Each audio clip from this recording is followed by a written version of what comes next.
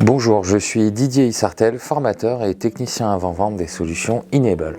Dans le cadre de plans de reprise ou de continuité d'activité, les MSP doivent se prémunir d'outils de sauvegarde pour proposer à leurs clients des solutions adaptées en cas de sinistre.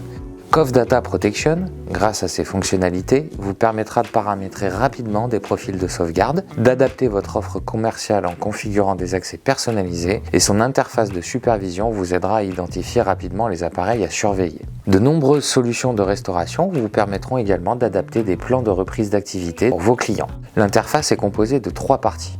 Des diagrammes de notes vous présentant le type de sauvegarde que vous avez dans votre parc, l'état des sauvegardes des appareils, la récence des dernières backups.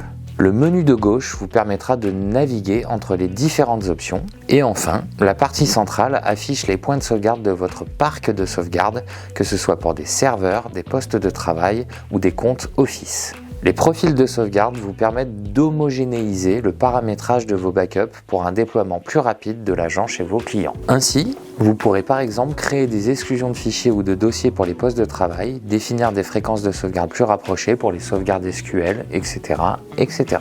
Une fois que vous aurez paramétré le profil de sauvegarde, vous pourrez l'appliquer soit au nouveau poste lors de la création de l'agent, soit à des postes existants sur votre plateforme. Pour ajouter un agent sur un poste de travail, un serveur ou un compte Office 365, cliquez sur le bouton bleu Add. Vous pourrez alors choisir le type de sauvegarde que vous désirez. Nous allons prendre le cas d'un poste de travail. Vérifiez que vous sélectionnez le bon client, le bon système d'exploitation et si vous avez paramétré un profil, vous pourrez le choisir ici. Passez à l'étape suivante pour télécharger l'agent qui est préformaté. Il ne vous restera plus qu'à faire l'installation en faisant un double clic sur l'exécutable. Finalisez alors les dossiers à sauvegarder, paramétrez le Local Speed Vault pour permettre une restauration locale. Afin d'ajuster techniquement votre offre commerciale, vous pouvez créer des produits de sauvegarde pour vos clients.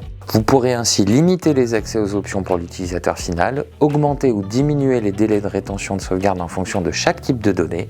Vous pourrez limiter la taille de sauvegarde autorisée afin de limiter les abus de données inutiles, comme les vidéos de vacances par exemple. Une fois votre profil créé, vous pourrez l'attribuer au poste désiré en cliquant directement dessus et en vous rendant sur l'onglet Modifications. L'interface d'aperçu des appareils affiche une barre d'état des 28 derniers jours de sauvegarde. Quand tout est vert, alors vos sauvegardes sont réalisées correctement.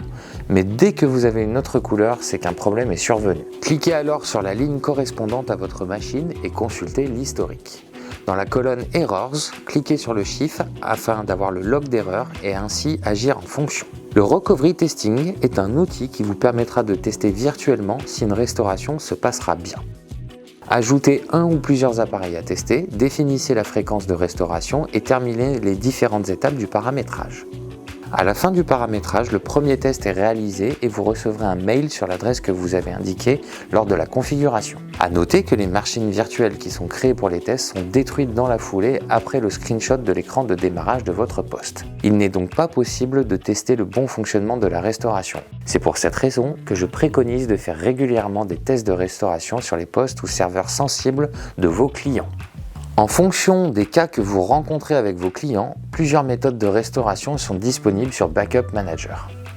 Dans le cas d'une restauration simple de fichiers ou de dossiers, rendez-vous sur l'agent local de la machine, cliquez sur l'onglet Restauration, sélectionnez la date de récupération souhaitée ainsi que le dossier ou le fichier désiré.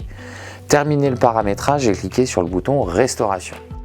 Si vous ne voulez pas donner accès à l'agent local à vos clients, vous pouvez installer sur leur poste le Virtual Drive qui créera un nouveau lecteur virtuel et qui affichera les dossiers de restauration possibles. Dans le cas d'un crash logiciel, vous pourrez faire une restauration bare métal. Vous aurez à télécharger un ISO pour le graver ou un exe sur une clé USB bootable. Vous aurez alors à suivre la procédure présente dans le lien de la description de cette vidéo. Dans le cas d'un crash matériel, vous pourrez faire une restauration de sinistre virtuel. Le but est de restaurer le système sur une machine virtuelle afin de permettre à votre client de continuer à travailler pendant que vous paramétrez une nouvelle machine. L'accès au point de sauvegarde qui est dans le cloud se fera alors par le biais de la Recovery Console que vous retrouverez dans la partie Download. Une fois que vous aurez accès à l'interface de restauration, cliquez sur le bouton Add et renseignez les informations demandées. Vous les retrouverez dans l'onglet Modifications du poste. Une fois que vous aurez ajouté le poste, vous pourrez accéder aux données présentes dans le cloud. Vous pourrez ainsi paramétrer la restauration de sinistres virtuels.